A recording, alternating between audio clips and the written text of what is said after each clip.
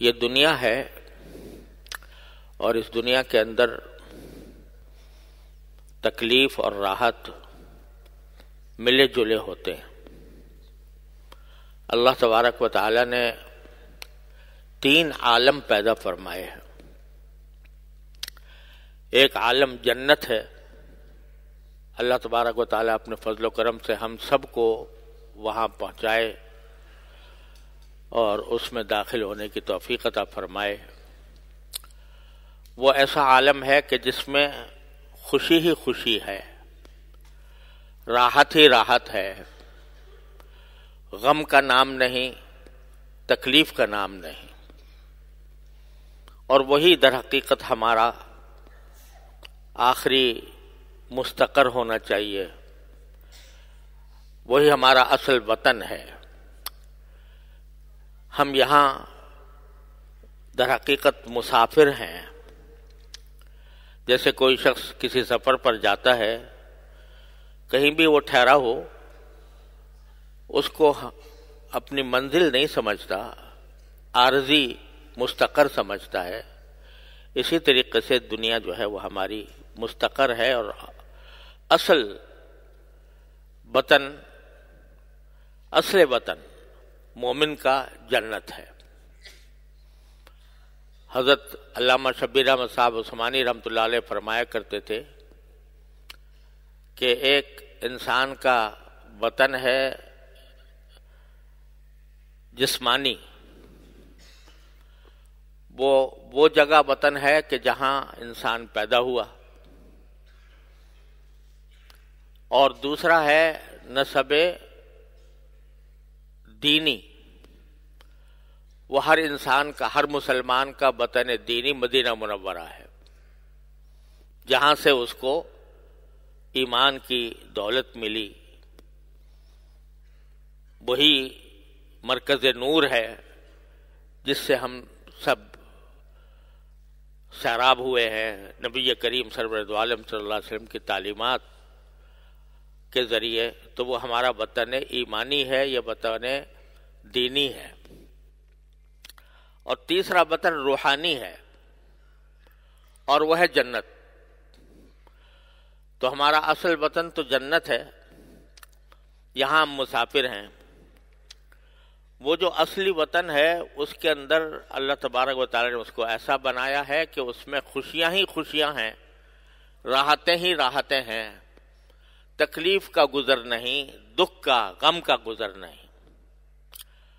لا خوف علیہم ولا هم یحزنون، قرآن کریم نے اہل جنت کے بارے میں فرمایا کہ نہ ان کو کبھی خوف ہوگا، نہ کسی چیز کا غم ہوگا۔ یہ ایک ایسی کیفیت ہے کہ جس کو آج ہم تصور نہیں کر سکتے۔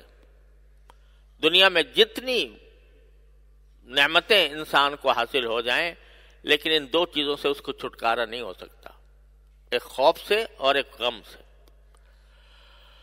تو ایک وطن، ایک عالم وہ ہے جس میں راحت ہی راحت ہے اور تکلیف کا گزر نہیں، اور ایک عالم اللہ بچائے وہ ہے جس میں تکلیف ہی تکلیف ہے، راحت کا گزر نہیں۔ اللہ تعالیٰ ہر مومن کو اس سے محفوظ رکھے، وہ جہنم ہے۔ اور تیسرا عالم یہ دنیا ہے، اس میں خوشیاں بھی ہیں، اس میں غم بھی ہیں، اس میں راحتیں بھی ہیں، تکلیف بھی ہے۔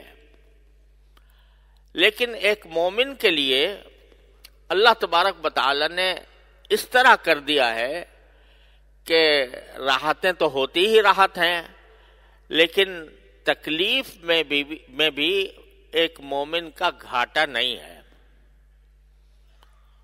کوئی تکلیف آ جائے، کسی بھی قسم کی تکلیف ہو، کوئی فکر آ جائے، کوئی پریشانی لاحق ہو جائے، اگر اس فکر اور پریشانی میں اور اس تکلیف میں بندے کو اپنے اللہ تعالی کے ساتھ رجوع کرنے کی توفیق ہو جائے تو سمجھو وہ نعمت ہے، وہ تکلیف بھی نعمت ہے، وہ پریشانی بھی نعمت ہے۔ وہ اس لیے کہ حدیث میں رسول کریم سرور دو عالم صلی اللہ علیہ وسلم نے ارشاد فرمایا کہ انسان کو اگر کوئی تشویش لاحق ہوتی ہے، کوئی پریشانی لاحق ہوتی ہے، کوئی فکر آ جاتی ہے، اس کا کوئی عزیز بیمار ہے، اس کی وجہ سے وہ تشویش میں ہے، فکر میں ہے، پریشانی میں ہے، تو جتنی دیر پریشانی میں رہے گا، جتنی دیر تشویش میں رہے گا، اگر وہ اللہ تبارک و تعالیٰ کی طرف رجوع کر لے کہ اللہ میں اس تکلیف میں ہوں، آپ کے فیصلے پر راضی ضرور ہوں، لیکن میں عاجز بندہ ہوں، کمزور بندہ ہوں، اے اللہ اس تکلیف کو دور فرما دیجئے، اے اللہ اس پریشانی کو دور فرما دیجئے. جب بندے کو اللہ جل جلالہ سے دعا کرنے کی، رجوع کرنے کی توفیق ہو جائے، تو جب تک وہ پریشانی باقی رہے گی، جب تک وہ تشویش باقی رہے گی، وہ مسلسل اس کے لیے صدقہ بنے گا.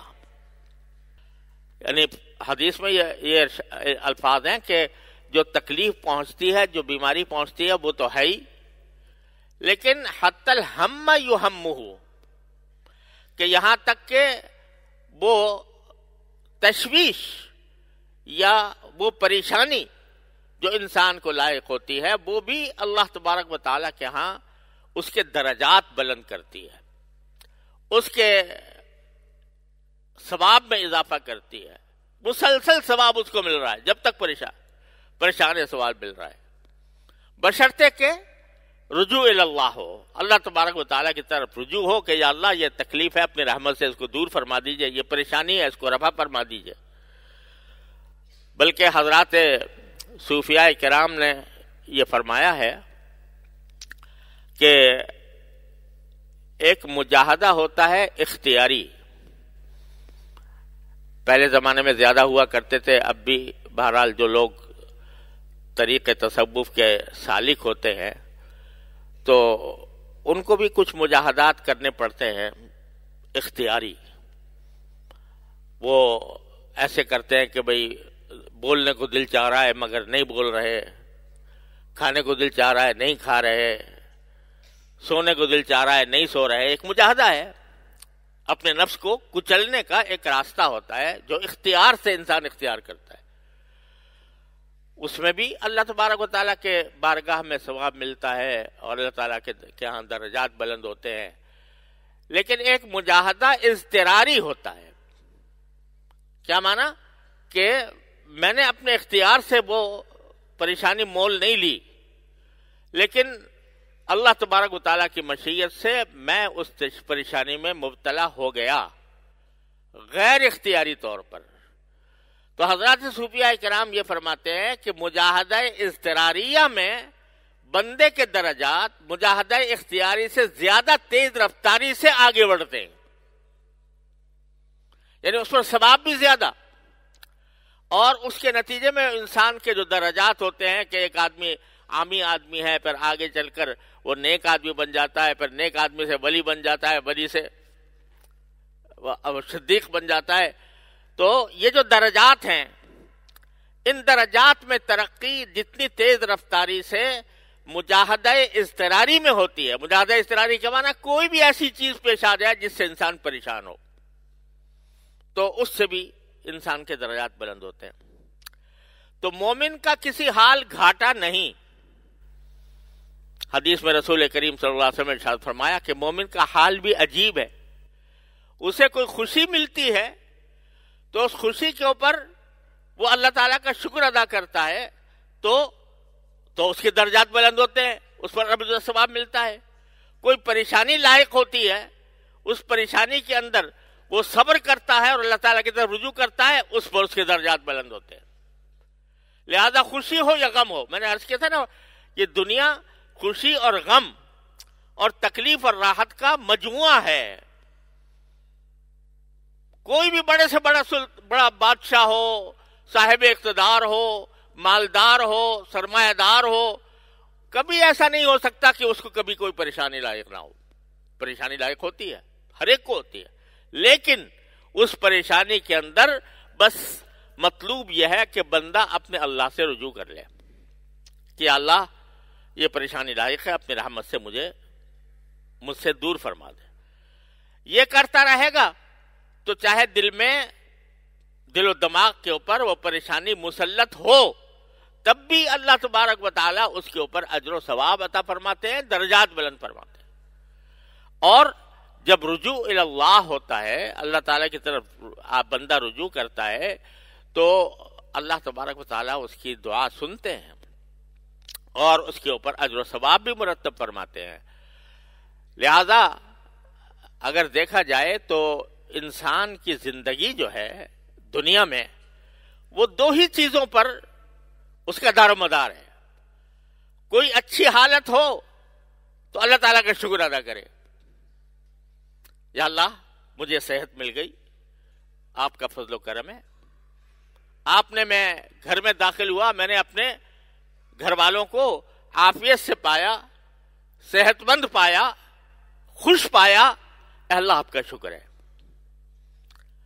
اور اگر کسی جگہ اپنے کسی عزیز کو، اپنے کسی قریب کو، اپنے کسی دوست کو کسی مشکل میں دیکھتے ہیں، کسی بیماری میں دیکھتے ہیں، تو اس پر کہتے ہیں یا اللہ آپ کا فیصلہ تو برحق ہے، لیکن میں کمزور ہوں، میں یہ پریشانی برداشت نہیں کر پا رہا ہوں، اے اللہ اپنی رحمت سے یہ پریشانی دور فرما دے۔ بس اتنا کہہ لیا، اللہ تعالیٰ سے رجوع کر لیا، انشاءاللہ اول تو وہ پریشانی رفع ہوگی، اور اگر بالفرض وہ جاری رہے، پریشانی جاری بھی رہے، تو تمہارا گھاٹا کچھ نہیں ہے، کیونکہ آخرت میں تمہیں اس کے اوپر تمہارے درجات بلند ہو رہے ہیں۔ تو اب آپ ذرا دیکھو کہ ہم اگر اپنی زندگی میں دو چیزیں اختیار کر لیں، کیا اختیار کر لیں؟ ایک شکر اس نعمت کا جو اللہ تبارک و تعالیٰ نے عطا فرمائی، یہاں تک کہ پریشانی کی حالت میں بھی اگر انسان غور کرے تو پریشانی تو ایک بات کی ہوتی ہے، لیکن نعمتیں اس وقت بھی انسان کو گھیرے ہوئے ہیں۔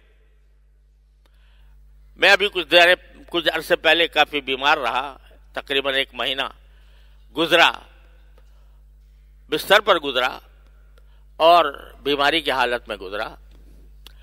بیماری تو بیماری تھی، لیکن ساتھ ساتھ کبھی غور کرتا تھا کہ یا اللہ بیماری تو آپ نے ایک عطا فرمائی، لیکن اس کے ساتھ نعمتیں کتنی عطا فرمائی، کہ الحمدللہ گھر والے ساتھ موجود ہیں، تیماردار موجود ہیں، محبت کرنے والے موجود ہیں، جو تیماردار ہیں وہ محبت کے ساتھ ہماری دیکھ بھال کر رہے ہیں، ڈاکٹر مہربان ہیں، طبیب مہربان ہیں، وہ خود اپنی فکر سے، اپنی محبت سے علاج کر رہے ہیں، اور ساری دنیا میں دعائیں ہو رہی ہیں، دنیا بھر سے خبریں آ رہی تھیں، اور آج بھائی صاحب کے بارے میں بھی الحمدللہ ایسا ہی ہے کہ ساری دنیا سے لوگ پیغام بھیج رہے ہیں، لوگ محبت کا اظہار کر رہے ہیں، دعائیں کر رہے ہیں۔ تو میں اس بیماری کو دیکھوں یا آپ کی نعمتوں کو دیکھوں؟ یہ بیماری ہے، اس کے لیے میں دعا مانگتا ہوں، یا اللہ اس کو دور فرما دیجیے، کیونکہ کمزور ہوں، لہذا دعا مانگتا ہوں کہ اللہ اس کو دور فرما دیجیے۔ لیکن جو اتنی ساری نعمتوں نے گھیرا ہوا عین بیماری کی حالت میں بھی، تو اللہ میں اس پر آپ کا شکر ادا کرتا ہوں۔ تو آدمی اگر یہ دو چیزیں اختیار کر لے، کیا اختیار کر لے؟ کہ جو اللہ تعالیٰ کی نعمتیں چھائی ہوئی ہیں، اگر غور کرو تو ہر انسان ہر وقت اللہ تبارک و تعالیٰ کی نعمتوں میں ڈوبا ہوا ہے۔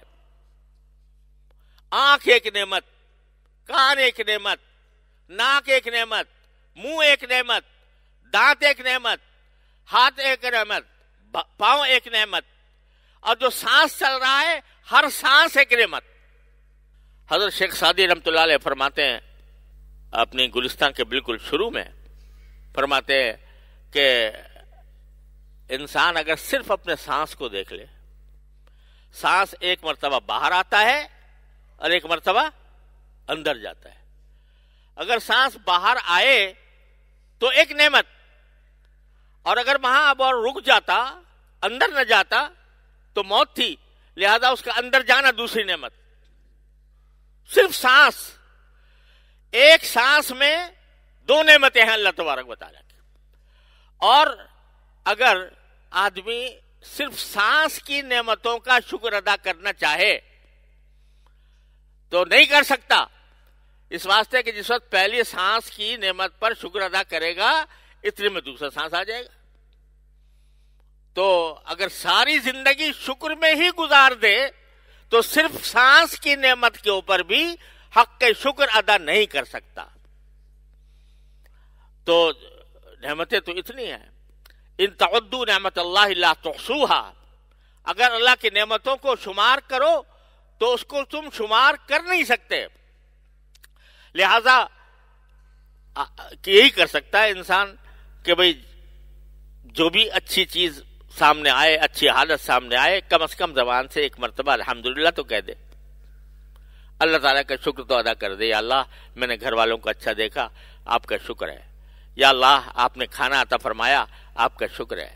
یا اللہ آپ نے پیاس کے وقت میں پانی عطا فرما دیا، آپ کا شکر ہے. مجھے آپ نے مسجد آنے کی توفیق دے دی، آپ کا شکر ہے. یہ ایک ایک چیز پر شکر ادا کرنے کی نعمت کی عادت ڈالے بندہ تو کیا ہوگا؟ اللہ تعالیٰ سے تعلق مضبوط ہوگا. اللہ تبارک و تعالیٰ سے شکر کے ذریعے قرآن کریم میں بڑے پیار سے شکوہ فرمایا اللہ تعالیٰ نے، وَقَلِيلٌ مِّنْ عِبَادِيَ الشَّكُورُ، میرے بندوں میں شکر کرنے والے بہت کم ہیں.